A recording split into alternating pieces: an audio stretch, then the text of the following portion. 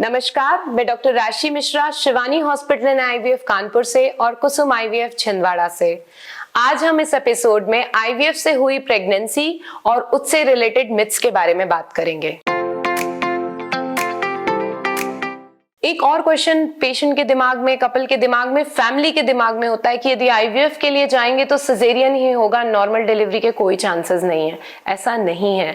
देखिए, यदि आपकी प्रेगनेंसी हाई रिस्क है, बहुत सालों के बाद प्रेशियस प्रेगनेंसी है, बहुत सालों की इनफर्टिलिटी है, आपकी एज इतनी ज्यादा हो चुकी है, कई सारे क्राइटेरिया होते हैं डिसाइड करने के लिए कि इस पेशेंट को हम नॉर्मल प्रेगनेंसी का ट्रायल दे भी पाएंगे कि नहीं। हमारे पास एकमात्र आइडियल वो रहता है, एक हमारी एक्सपेक्टेशन रहती है उस प्रेगनेंसी से कि 9th मंथ पहुंच जाए, 2.5 किलो का बच्चा हो जाए और 1 किलो का बच्चा हो। पहली प्रायोरिटी होती है मदर और बच्चा स्वस्थ रहे।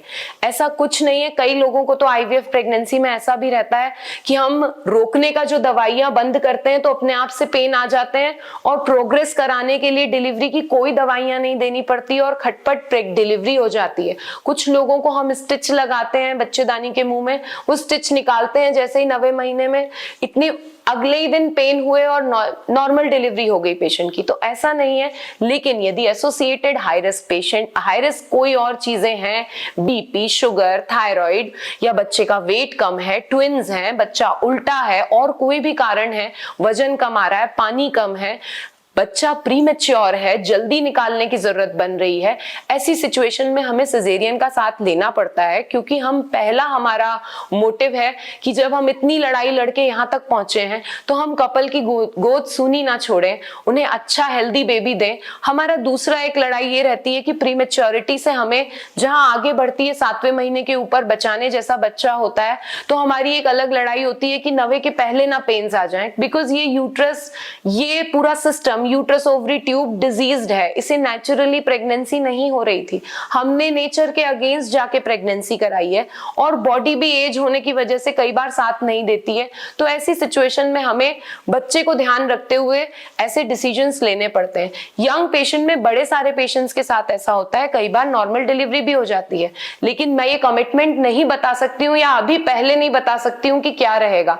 ये चीजें समय के साथ ही क्लियर होती हैं कि पेशेंट के साथ आगे क्या होने वाला है। अगला क्वेश्चन रहता है पेशेंट का कि ये बच्चे नर्सरी ही जाएंगे पैदा होने पे। ऐसा नहीं है। यदि बच्चे मैच्योरिटी अचीव कर चुके हैं, प्रीमेच्योरली नहीं हो रहे हैं, वजन ठीक है, बर्थ पे कोई ऐसी प्रॉब्लम नहीं है, तो आईवीएफ बच्चे नेचुरल प्रेगनेंसी से अलग नहीं होते हैं। वो ऐसा कुछ एक्स्ट्रा लेके नहीं आते हैं। लेकिन देखिए, डिजीज्ड सिस्टम है, जल्दी डिलीवरी होगी, वजन कम है, कोई और कॉम्प्लिकेशन है साथ में, तो डेफिनेटली इस प्रेशियस बच्चे के साथ हम कोई रिस्क नहीं लेना चाहेंगे। हम चाहेंगे कि ऑब्जर्वेशन के लिए ही सही, एक दिन के लिए यदि रखने की जरूरत पड़ भी जाती है तो इतना मतलब डरने की चीज नहीं है, इतना पैनिक होने की चीज नहीं है, सब चीजें अच्छे से ही होती हैं। एक और बहुत जरूरी चीज होती है, देखिए, मोस्टली आईवीएफ के लिए डिसीजन जब कपल लेते हैं तो उन पेशेंट्स में एज काफी ज्यादा हो चुकी होती है।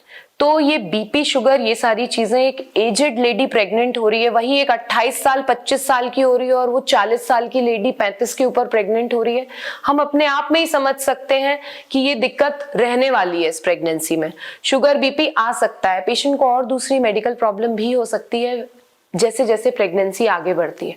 तो एक बेसिक चीज ये भी है, 40+ या 38+ पेशेंट्स जो हैं या कोई मेडिकल प्रॉब्लम से, उनकी प्री प्रेगनेंसी फिटनेस, की वो प्रेगनेंसी कैरी करने के लिए फिट है कि नहीं, ये चीज देख के किया जाए, आगे बढ़ा जाए, ताकि हम आगे आने वाली प्रॉब्लम्स को पहले से फोरकास्ट कर सकें कि पेशेंट को ये प्रॉब्लम आ सकती है और हम विजिलेंट रहें कि ये सारी चीजें पहले से करके रखें। और ऐसा कतई नहीं है कि यदि आईवीएफ प्रेगनेंसी है तो पूरे 9 महीने पेशेंट बिस्तर पे ही लेटी रहेगी।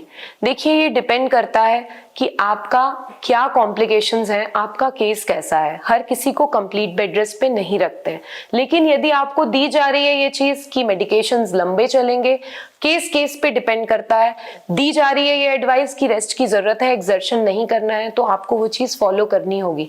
ये चीज समय के साथ खुलती है जैसे जैसे प्रेगनेंसी एडवांस होती है।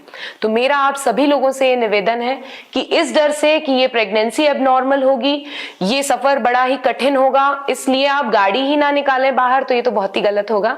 आप ट्राई ही ना करें आईवीएफ के लिए तो ये तो बहुत ही गलत होगा, क्योंकि यही एक टेक्निक है जिससे आपको ज्यादा प्रेगनेंसी होने के चांसेस मिल सकते हैं। और जितनी आप एज बढ़ाएंगे, जितना ड्यूरेशन इनफर्टिलिटी का बढ़ाएंगे, चीजें और खराब ही होने वाली हैं, कुछ फायदा नहीं लगने वाला है उससे। तो यदि इससे रिलेटेड आपके कोई भी क्वेश्चंस हो तो मुझसे बेशक पूछिए, चैट बॉक्स में डालिए, मैं आंसर करूंगी। Thank you so much.